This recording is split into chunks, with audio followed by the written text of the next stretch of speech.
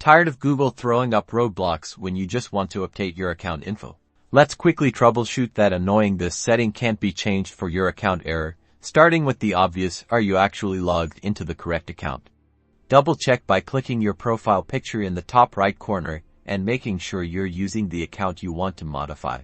Next, dive into your Google account permissions. Sometimes third-party apps or extensions can interfere with your settings. Look for any apps that might have excessive control over your account and revoke their permissions temporarily to see if that resolves the issue. Time for a little digital housekeeping. Clear your browser's cache and cookies. Old data can sometimes cause conflicts. You'll usually find this option in your browser's settings under privacy or history. Be sure to close and reopen your browser afterwards. Still stuck?